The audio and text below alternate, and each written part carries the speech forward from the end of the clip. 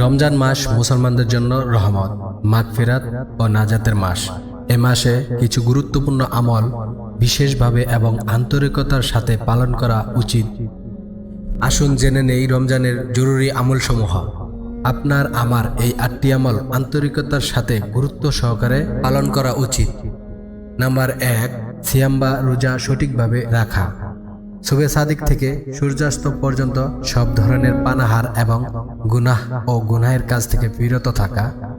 শুধু ক্ষুধা পিপাসা নয়, কথা, চোখ, কান, জিহ্বা ও হৃদয়কেও গুনাহ থেকে বাঁচানো। নাম্বার ২, ৫ ওয়াক্ত নামাজ আদায় ও তারাবি পড়া। ফরজ নামাজ জামাতে আদায় করা, রাতে তারাবি নামাজ পড়া, এতে অনেক সওয়াব রয়েছে। নাম্বার ৩, কোরআন তেলাওয়াত। বেশি বেশি কোরআন পড়া, শোনা ও অর্থ বোঝার চেষ্টা করা। অন্তত একবার কোরআন খতম করার চেষ্টা করা উত্তম। নাম্বার ৪, বেশি বেশি দোয়া ও ইস্তিগফার। আল্লাহর কাছে ক্ষমা চাওয়া, নিজের ও উম্মাহর জন্য দোয়া করা।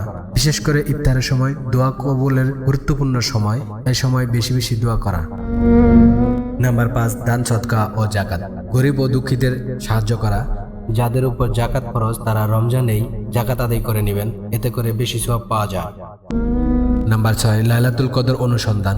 রমজানের শেষ দশকে ইবাদত বৃদ্ধি করা, বিশেষ করে আল্লাহুম্মা ইন্নাকা আফুন তুহিব্বুল আফওয়া ফাআফু আন্নি, এই দোয়া বেশি বেশি পাঠ করা। নাম্বার ৭, ইত্তেকাফ। শেষ দশকে মসজিদে অবস্থান করে একান্তভাবে ইবাদতে মশগুল হওয়া সামর্থ্য থাকলে। নাম্বার ৮, গুনাহ থেকে তওবা। অতীতের সব ভুলের জন্য ইখলাসের সাথে তওবা করা এবং উত্তম জীবনের সংকল্প নেওয়া।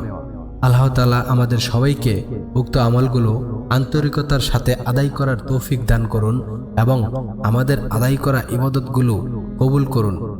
আমিন।